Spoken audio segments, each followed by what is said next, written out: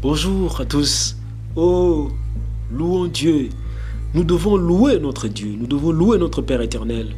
Louons-le par un message, oui, un message axé sur le pardon. Oui, nous louons notre Dieu, mais dans le contenu de notre message, nous formulons la demande du pardon. Ces passages, je le puise dans Psaume, oui. Vous avez le livre des psaumes, le psaume 25. Je vais commencer à partir du verset 11 jusqu'au verset 21. Je vous demande de lire avec moi si vous avez une Bible à côté. Si vous n'en avez pas, je vous demande tout simplement de me suivre attentivement et religieusement. Psaume 25, je commence par le verset 11 jusqu'au verset 21. Le verset 11.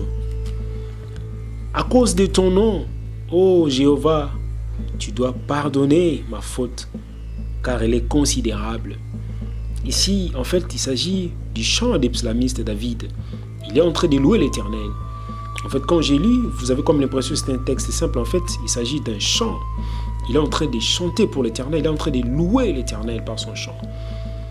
Et au premier verset, comme je l'ai dit, verset 11, « À cause de ton nom, ô Jéhovah, tu dois pardonner ma faute, car elle est considérable. » Voilà, il loue l'Éternel. Oui, déjà la louange est bien reçue et reçue positivement par notre Dieu. Vous savez que c'est la louange, c'est l'adoration qui fait bouger le trône de Dieu. Dieu aime la louange, Dieu aime l'adoration, Dieu aime la glorification. Alors ici, David les fait également, mais profite de son chant pour introduire le message du pardon. Il y demande pardon à Dieu, tout en louant Dieu. Le verset 12 des psaumes chapitre 25. Quel est donc l'homme qui craint Jéhovah? Quel est donc l'homme qui craint Dieu? Il l'instruira dans la voie qu'il choisira. Le verset 13.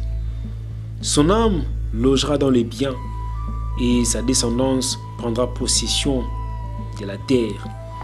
Le verset 14. L'intimité avec Dieu appartient à ceux qui le craignent. Oui, intéressant.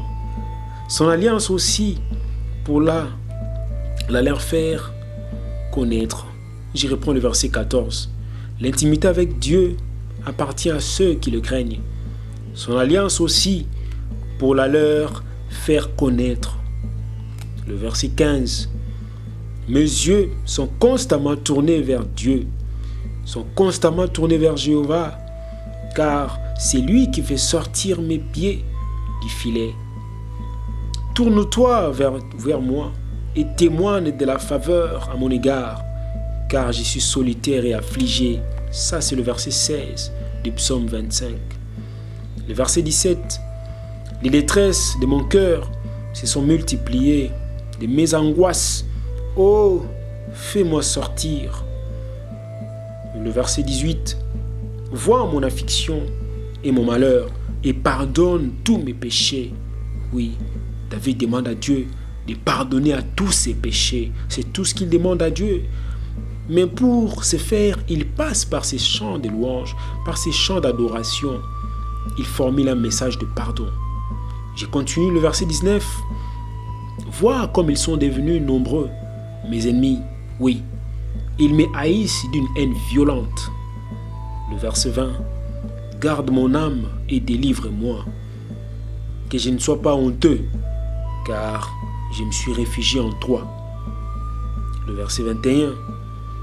Que l'intégrité et la droiture me préservent, car j'espère en toi. Oui, oh Dieu, rachète Israël et toutes ses détresses. Je reprends le verset 21. Que l'intégrité et la droiture me préservent, car j'espère en toi. Oui, David espère en Dieu, espère en Jéhovah.